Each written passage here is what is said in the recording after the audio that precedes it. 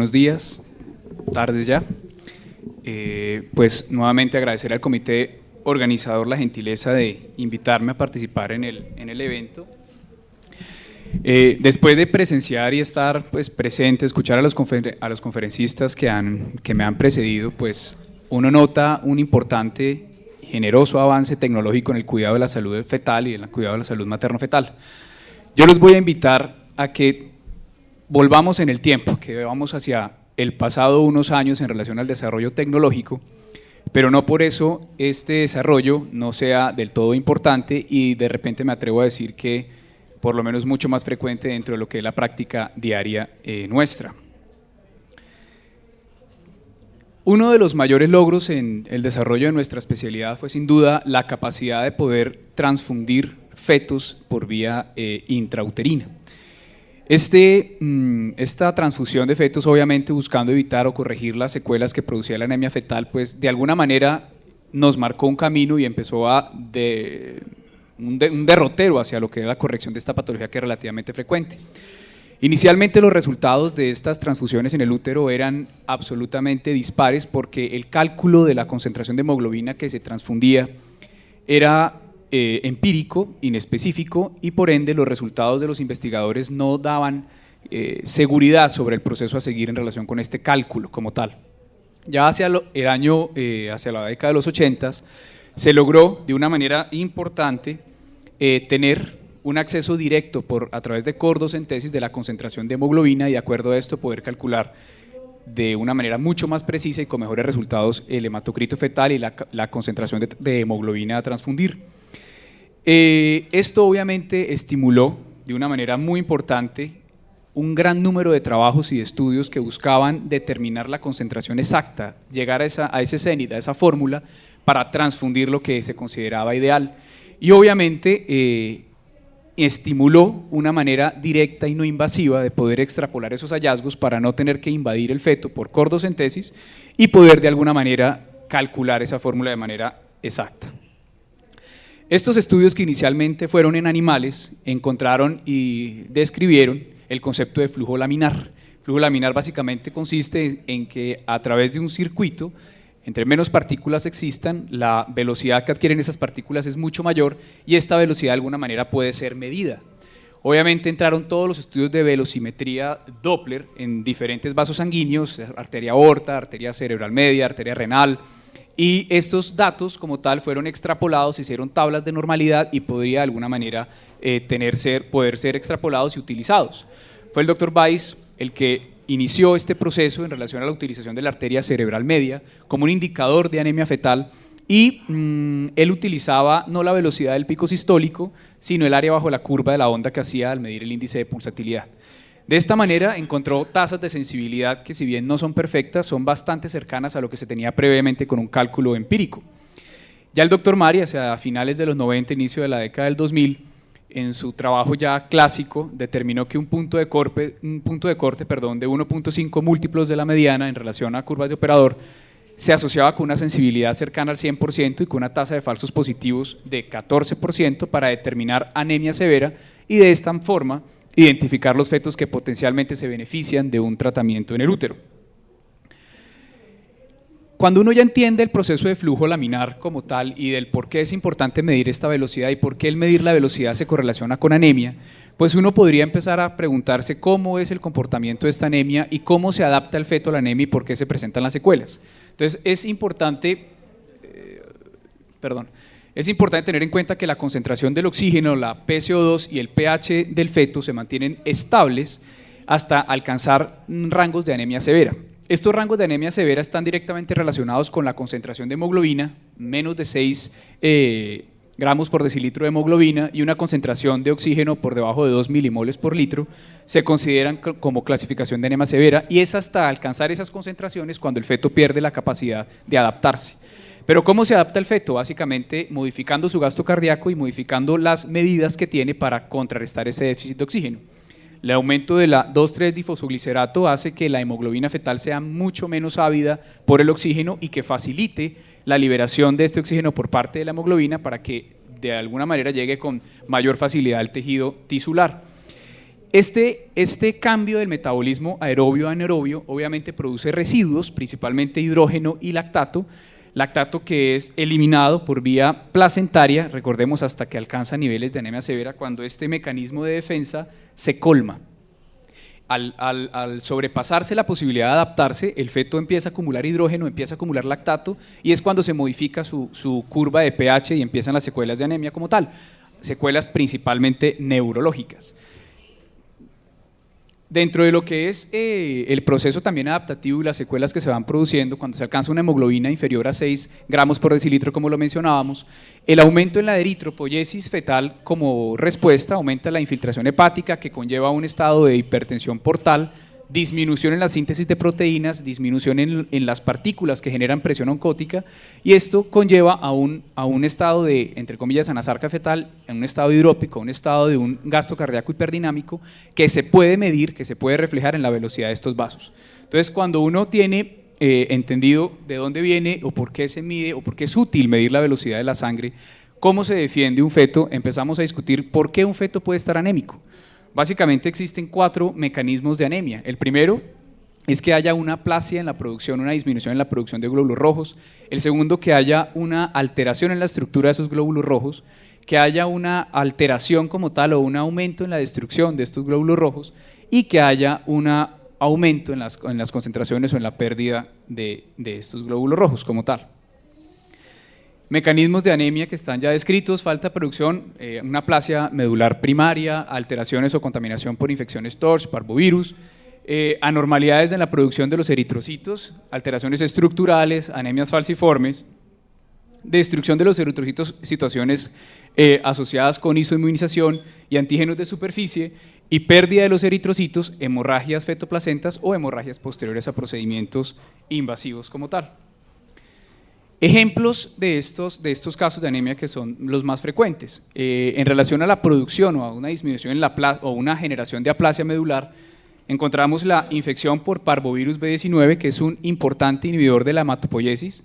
Básicamente el parvovirus se une a un antígeno, al antígeno P o sustancia P de los eritrocitos y de los eritroblastos, de las células progenitoras de estos eritrocitos, aumentando la lisis y la destrucción. Y esta anemia fetal pues, puede estar correlacionada con muerte, principalmente cuando se presenta de manera temprana, antes de la semana 20, hasta en tasas del 9%. Otro mecanismo que puede explicar la anemia secundaria infección por parvovirus es el daño directo de las células como tal miocárdicas, que producen una alteración en la contractibilidad miocárdica y un estado de deficiencia miocárdica que lleva a falla diastólica y compromiso de anemia. La transmisión vertical de parvovirus está descrita hasta en un 33%, pero la gran pregunta que tiene la infección por parvovirosis o la parvovirosis fetal es la alta tasa que tiene de resolución espontánea, que surja la pregunta sobre si es necesario o no implementar un seguimiento con velocidad de la arteria cerebral media en estos virus con parvovirus. Hay diferentes series que demuestran o que hacen seguimiento fetal en estos fetos y estas series están todas concluyendo o concluyentes en relación a que efectivamente hay un aumento en la tasa de secuelas neurológicas de estos fetos a pesar de la probabilidad de tener resolución espontánea. Por lo tanto, la recomendación en relación a estas situaciones es implementar un protocolo de seguimiento que favorezca de alguna manera el momento de decidir una intervención en útero que estaría espontánea. En conclusión, no hay que esperar a que el feto resuelva, hay que seguirlo con la velocidad de la arteria cerebral media para poder intervenir de manera intrauterina y de manera oportuna. La alfa-talasemia es un ejemplo de alteración en la estructura del glóbulo rojo que va a llevar anemia. Es un grupo de enfermedades realmente, afortunadamente, muy exóticas, relativamente frecuentes en la población asiática y en la población de raza negra. Por nuestro mestizaje particular, pues tenemos en América Latina cierta tendencia a marcar con mayor prevalencia estas enfermedades y básicamente dependiendo de la cadena que esté alterada en la hemoglobina alfa o beta va a presentarse la alteración. Aquí también surge una discusión incluso de carácter o con bemoles éticos en relación si vale la pena o no implementar un seguimiento de fetos con este tipo de diagnóstico, ya que la respuesta al tratamiento es deficiente y estaríamos haciendo de repente algo más, un mayor esfuerzo para un feto que su pronóstico es desafortunadamente muy negativo. La secuencia de anemia policitemia, que hoy en día es mucho más frecuente de lo que veíamos antes, dado el advenimiento de la terapia fetal invasiva, vemos que más o menos aproximadamente un 30% de los pacientes que son llevados por patología monocorial a cauterización con láser persiste con comunicaciones arteriovenosas o venoarteriales, y de este 30%, un 13% puede presentar fenómenos de transfusión retrógrada entre el feto receptor, que estaba pletórico, se torna anémico. Esta secuencia como tal pues se explica por el flujo retrógrado, y hoy en día en las unidades de terapia fetal hace parte del protocolo de seguimiento de sus pacientes la medida de la velocidad de la arteria cerebral media para identificar en fetos que eran receptores estados de anemia. Implementar este protocolo e implementar transfusiones en el útero han logrado que el tiempo de latencia, por decirlo entre comillas, sea mucho mayor y la posibilidad de secuela sea obviamente inferior. La isoinmunización, que es la alteración probablemente más frecuente, lo que con mayor frecuencia vemos en nuestra práctica diaria, básicamente se explica por una generación de anticuerpos maternos que están dirigidos a antígenos de la superficie del eritrocito, que se unen a esta superficie del eritrocito y por el sistema retículo endotelial de los fetos son destruidos por este mismo, llevando a anemia y a cuadros de hidrops fetal. Entonces, como ven, el ultrasonido nos va a permitir acercarnos hacia el feto anémico básicamente de dos maneras. La primera, que es la que hemos estado discutiendo, a un aumento como tal de la velocidad de las partículas como consecuencia de un aumento en el flujo laminar, y la segunda, a estados ya de anasarca fetal, de hidrops fetal. La facilidad de obtenerla, digamos, es ventajoso tener un vaso sanguíneo como la arteria cerebral media que sea fácilmente aplicable por todos. Las características de esa toma como tal están descritas, ya las vamos a mencionar y son universalmente ya conocidas y publicadas, hacen que este sea el vaso de elección. Como recordábamos al principio, cuando empezaron los trabajos de investigación en relación con esto, se midieron diferentes vasos fetales, pero extrapolar esos hallazgos, lograr curvas de aprendizaje tomaba mucho más tiempo. Hoy en día se maneja de esta manera y se tiene muy claro que este es el vaso a elegir. El punto definitivamente de corte, las tablas también están publicadas de manera universal, es el 1.5 múltiplos de la mediana, en la cual se alcanzan sensibilidades absolutamente perfectas, de sensibilidades prácticamente de 100%, con tasas de falsos positivos de 14%. Hay que tener en cuenta en el seguimiento de estos fetos que posterior a la semana 35, cuando el feto ya tiene un control digamos mucho más exacto, su sistema nervioso autónomo sobre el tono vascular y los gastos en su frecuencia pueden modificar de alguna manera esta interpretación. Por eso hay que tener precaución en relación a que la tasa de falsos positivos puede modificarse después de la semana 35, cosa que no pasa con los falsos negativos, es decir, el feto que está bien posiblemente siga estando bien. La extrapolación de los datos, el poder medir que un dato, una velocidad obtenida por el doctor A sea la misma que te obtenga el doctor B, C, D, pues hace que esta medida sea altamente reproducible y por lo tanto cumpla con los criterios que uno busca de una manera de seguir una condición fetal. Y lo más importante de todo esto, tal vez es que se ha logrado reducir a tasas de más de un 80% la cantidad de procedimientos invasivos que de repente no tendrían indicación y obviamente disminuir la posibilidad de consecuencias fetales. Esto pues creo que es muy importante dejarlo claro para que todos de así se aplique como tal, son las condiciones que están también descritas para obtener una onda de manera perfecta, adecuada, es que debe ser un corte transverso a nivel del polígono vascular. Siempre el ángulo de obtención de la muestra debe ser inferior a 15 grados, si es mayor debe ser desechada esa muestra. El volumen de la muestra, el caliper de 2 a 3 milímetros, la escala de velocidad de 20 a 40 centímetros, evitar obviamente compresión o mucha fuerza de la cabeza porque puede cambiar la hemodinamia de estos flujos. El índice de elección siempre será el índice de pulsatilidad por los problemas que traería utilizar denominadores que pueden estar negativos llevando la prueba a niveles de cero. Por lo menos deben tomarse 3 ondas de alta calidad y por lo menos 3 tomas para determinar cuál de los dos es la ideal. Esta es una imagen de una toma de una paciente que tuvimos ahí, una toma completamente normal.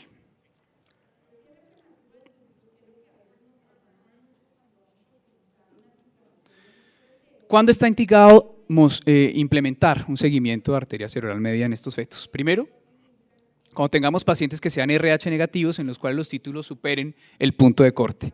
El punto de corte de la hemólisis debe ser definido por cada centro, el centro nuestro está definido como 1 en 32, a partir de la semana 16, cuando ya el sistema reticuloendotelial del feto está activo y que puede traerle consecuencias como tal, siempre debe tenerse como punto de medida, e insisto, las tablas están de fácil acceso, 1.5 múltiplos de la media. Si se supera eso, debe ser llevado a este paciente a una cordocentesis. Si presenta anemia, debe ser transfundido, si no, control semanal.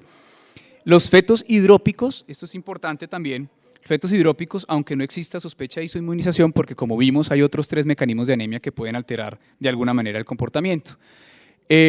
La capacidad de esta utilización de la arteria cerebral media puede cambiar posterior a las transfusiones, porque al transfundirse glóbulos rojos adultos, por decirlo de alguna manera, tienen un comportamiento de elasticidad y de comportamiento hemodinámico que puede variar. Por lo tanto, la sensibilidad posterior a la primera transfusión, como ustedes ven, se mantiene con esta tasa, pero después de la segunda ya la tasa de falsos positivos es importante, y ni hablar de la tercera, donde ya la tasa de falsos positivos la hace inaplicable. Por lo tanto, se desarrolló el concepto de tasa de lisis eritrocitaria. Posterior a esto, se transfunde el feto, se obtiene una hemoglobina post-transfusión, y a partir de este dato, día, se calcula cuándo el feto potencialmente requiera una nueva intervención. El protocolo sugerido: pacientes con RH negativas que tengan anticuerpos positivos. Si son títulos no en niveles críticos, se hará un manejo expectante con repetición de los niveles de anticuerpos. Si son niveles críticos, se llevará al Doppler de la arteria cerebral media. Si este Doppler muestra o indica múltiplos de la mediana inferiores a 1.5, se repetirá semanalmente. Cuando supere 1.5, se llevará a cordocentesis, cálculo de hemoglobina y transfusión. Algunos ejemplos que es importante tenerlos en cuenta: una mujer de 40 años con RH negativa de 23 semanas que haya sido llevada a una amniocentesis por, no sé,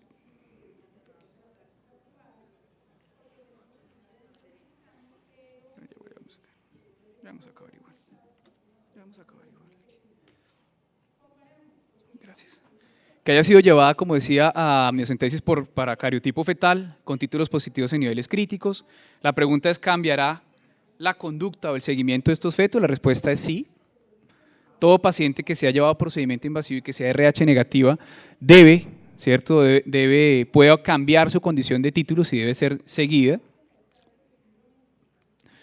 Una mujer de 28 años RH positivo con un embarazo de 18 semanas y un feto hidrópico con un CUMS negativo, ¿existe el riesgo de que el edema sea por anemia? La respuesta es sí, porque tiene diferentes mecanismos de compromiso por anemia. ¿Es útil evaluar la velocidad de la arteria cerebral media? Sí. En estos casos, la velocidad siempre va a estar alta. Hay que tener en cuenta que en las anemias de origen no hemolítico, la velocidad puede estar en niveles normales, lo cual indica un patrón de recuperación fetal. Esto básicamente. Mujer de 29 años, RH negativa, con 24 semanas de embarazo, títulos positivos irregulares altos de 1 en 128 sin edema fetal. ¿Es útil evaluar la arteria cerebral media? Sí. La ausencia de edema descarta la anemia severa. No todos los fetos que hacen anemia hemolítica van a hacer edema como tal, pero los fetos que tienen edema probablemente sí tengan aumento en la velocidad de la arteria. Entonces, eso era lo que quería traerles para discutir sobre la utilidad de la velocidad de la arteria cerebral media en el manejo de la anemia.